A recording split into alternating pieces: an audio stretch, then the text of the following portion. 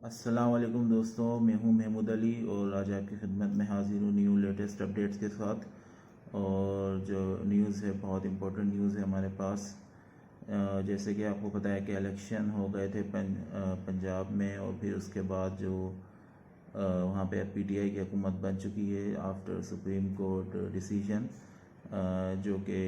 PTI और काफ league के हक़ में था। और जो दरख्वास्त थी काफ लीग के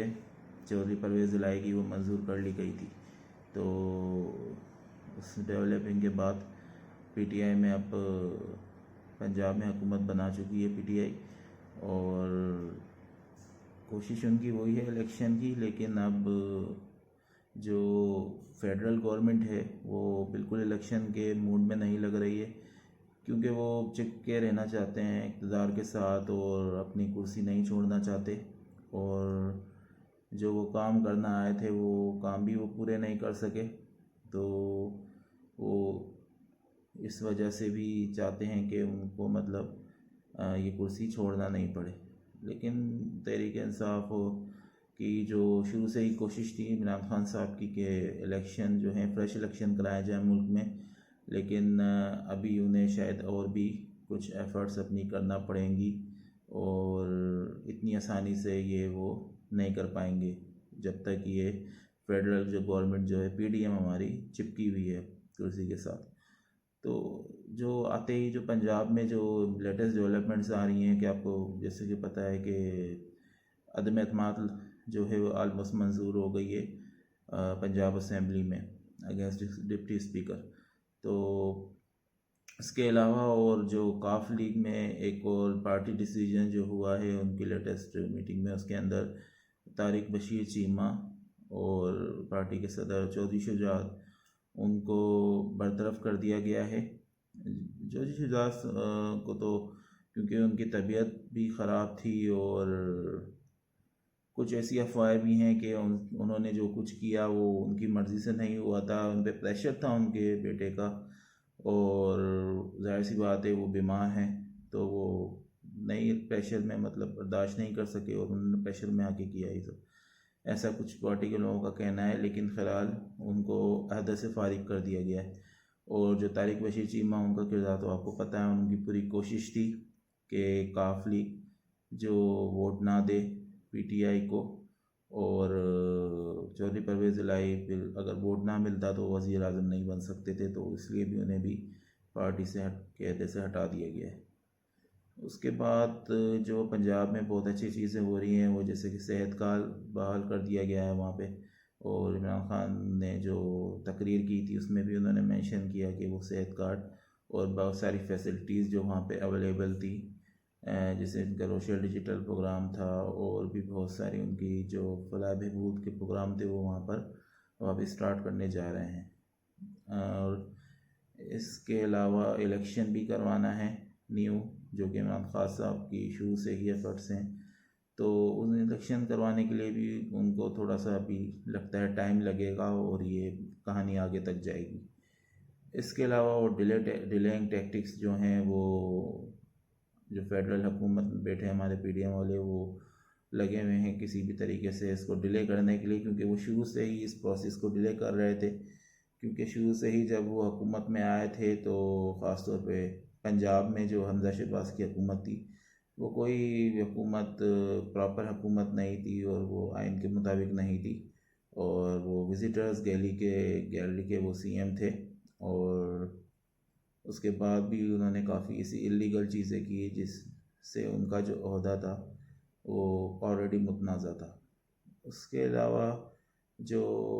इम्पोर्टेंट जो न्यूज़ डिस्कस करने की वो ये है कि जो पीटीआई के जो रेजिग्नेशंस जो दिए थे असेंबली के 131 अरकान ने जो रेजिग्नेशन किए थे जब इमरान खान को हटाया था और 11 अप्रैल को, तो 131 जो रिज़ाइन किया था लोगों ने, उसमें से जो 11 जो इस्तीफ़े हैं वो अब मंजूर किए हैं स्पीकर नेशनल असेंबली ने। तो अब ये चीज़ जो एकदम से, अब ये पहले तो 2 महीने से इन्होंने इस तरफ देखा ही नहीं, और एकदम से जैसी ही पंजाब में हुकूमत बनी है पीटीआई की तो इन्होंने ये, क्योंकि अब बहुत ज़्यादा डर गए हैं क्योंकि इन्हें लग रहा है कि ऐसा ना हो कि पीटीआई नेशनल असेंबली में आ जाए और इनकी अदम एतमाद ला के शहबाज शरीफ साहब के साथ उनके अगर अगेंस्ट ही अदम एतमाद आ गई तो वो जाहिर सी बात है 1-2 वोट्स का ही फ़र्क है, इतना फ़र्क नहीं है, तो वो वज़ीर आज़म नहीं रहेंगे। फिर इमरान खान साहब असेंबली तोड़ने की पोजीशन में आ जाएंगे। लेकिन ये डर की वजह से वो उन्होंने अब ये 11 इस्तीफ़े कबूल कर लिए हैं पीटीआई मेंबर्स के, जो कि 2 महीने बाद किए हैं। तो मकसद सिर्फ यही है कि किसी तरीके से डिले करें प्रोसेस को और इक़्तिदार के साथ चिपके रहें, क्योंकि इन्हें बहुत ज़्यादा डर है अपने केसेस का, क्योंकि आपको पता है आधे से ज़्यादा काबीना जो है उन पे कोई ना कोई केस है, करप्शन का केस है, तो कोई किसी पे जो है वो करप्शन के केसेस के अलावा भी इन पे बहुत से केसेस हैं, जैसे मर्डर के केस है। मॉडल टाउन वाला केस बहुत इंपॉर्टेंट है, शहबाज शरीफ और राना सनाउल्लाह के ख़िलाफ़ जो मेन उनके किरदार हैं वो लोग, और इस तरह के केसेस हैं। तो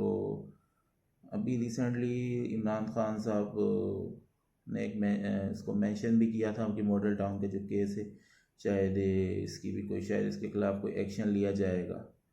और क्योंकि आपको पता है पंजाब हुकूमत उस वक्त शहबाज शरीफ और ये सब लोग इसके अंदर शामिल थे और अभी तक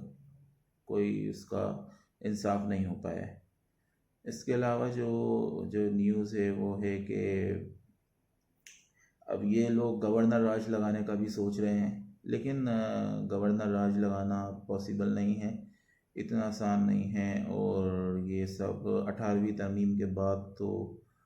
इस गवर्नमेंट के लिए तो एटलीस्ट नामुमकिन है, क्योंकि गवर्नर राज लगाने के लिए अब 18वीं तरमीम के बाद असेंबलीज़ की से भी आपको रुजू करना पड़ेगा, और प्रोविंशियल असेंबलीज़ में भी आपको पता है कि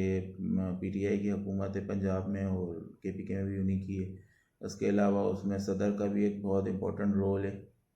तो ये सदर भी पीटीआई का ही है, तो ये तो पॉसिबल नहीं है। उन्होंने अपने जितने भी कानूनदान हैं और बड़े वकला हैं उनसे उन्होंने डिस्कस किया, लेकिन उनको ये बात समझ में आ चुकी है कि पॉसिबल नहीं है। लेकिन वो अभी भी जो भड़कियाँ हैं वो मार रहे हैं, और गिदड़ भड़कियाँ आप समझ सकते हैं, ऐसे कुछ नहीं हो सकता इससे। और जिसके अलावा है इम्पोर्टेंट जो न्यूज़ है वो ये है कि जो अब एक प्रेशर डालने के लिए इमरान खान साहब और पीटीआई पे ये लोग इलेक्शन कमीशन और पाकिस्तान है उसके भी उन्होंने प्रेशर डाल रहे हैं कि ये जो फॉरेन फंडिंग का जो केस है उसका फ़ैसला जल्द से जल्द दिया जाए। लेकिन मसला सारा ये है कि एक तो केस नहीं है, सारी ही पार्टीज़ का केस इलेक्शन कमीशन में पड़ा हुआ है, और एक का फ़ैसला ऐसा नहीं हो सकता कि आ जाए और बाकी पार्टीज़ का नहीं आए। और इस तरह फॉरेन फंडिंग में तो सभी जो पार्टीज़ हैं उनके साथ मसाइल हैं, और किसी का भी प्रॉपर कोई तरीक़ाकार नहीं रहा है। और सबसे ज़्यादा तो जो ख़राब है वो पीएमएलएन और ये जो दूसरी पार्टीज़ हैं इन्हीं का ही है। पीटीआई का तो फिर भी कुछ बेहतर है, लेकिन ये लोग ये बस एक अफरा तफरी पैदा करने के लिए या डराने के लिए इस तरह की बातें कर रहे हैं, लेकिन ये पॉसिबल नहीं है। अगर फ़ैसला आता है तो सबका साथ आएगा, और किसी एक मखसूस पार्टी को इस फैसले के बेसिस पे हटाया नहीं जा सकता। इसके अलावा जो है जो अब एक और बुरी खबर जो सामने आ रही है वो ये है कि अभी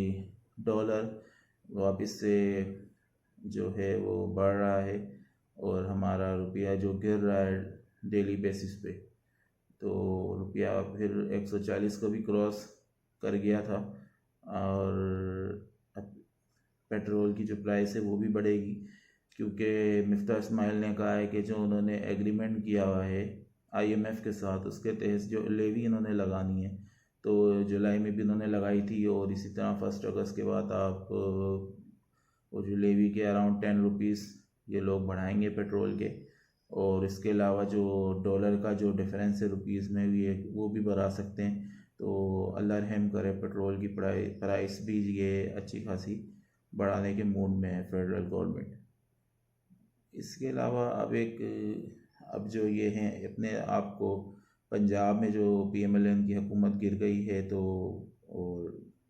अब वो अपने आप को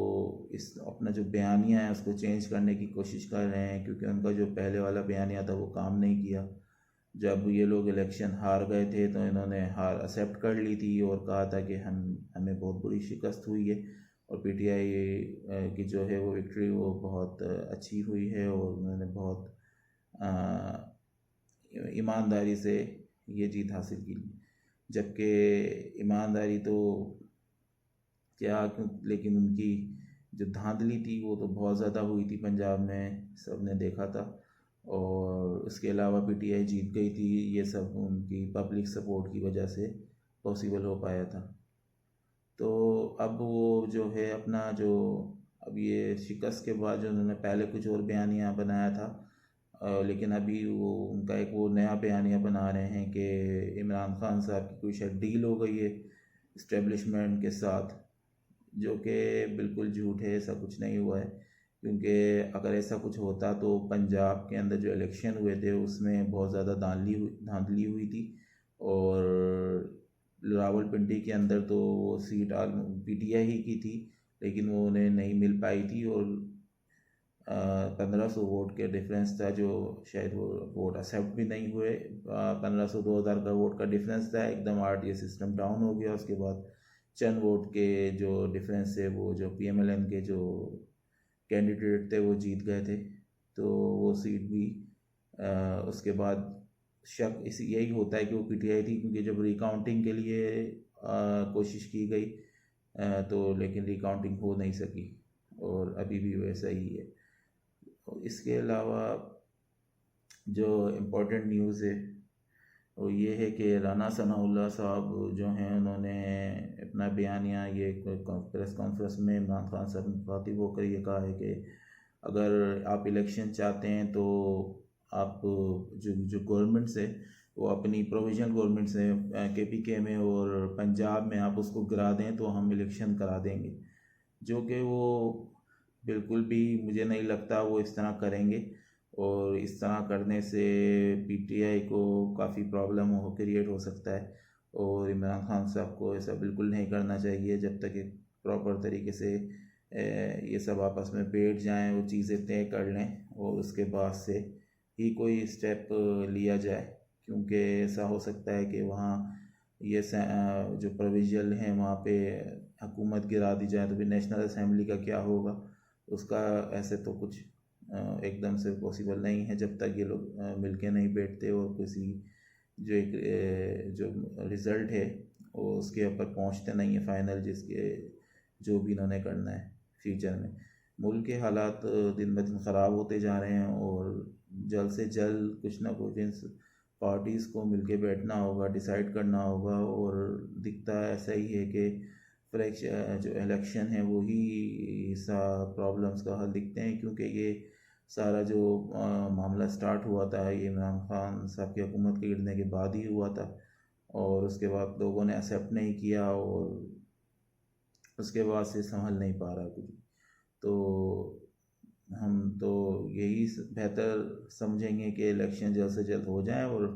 फ्रेश मैंडेट के साथ जो भी हुकूमत आए वो अपना काम करे और पब्लिक को सपोर्ट करे। और अपने जो करंट पॉलिटिशियंस हैं उन्हें भी चाहिए कि अभी वो अपने जितने भी जो उनकी शॉर्ट कमिंग्स हैं और जो भी उनकी ईगोज़ हैं और सब चीज़ें हैं, इंक्लूडिंग हमारे जो रियासती अदारे हैं, वो सारे एक साइड पे रख दें और मुल्क को बचाने का सोचें, क्योंकि हमारा जो मुल्क है वो ऑलमोस्ट डिफ़ॉल्ट नियर कर रहा है। तो ये इम्पोर्टेंट न्यूज़ थी आज के हिसाब से, और आपके साथ और भी अच्छी अच्छी न्यूज़ शेयर करेंगे। आप हमारा चैनल सब्सक्राइब करें, और हो सके तो उस वीडियो को लाइक करें, शेयर करें, और दुआ करें। इस वक्त हमारे मुल्क को दुआओं की बहुत ज़रूरत है। शुक्रिया। अल्लाह हाफिज़।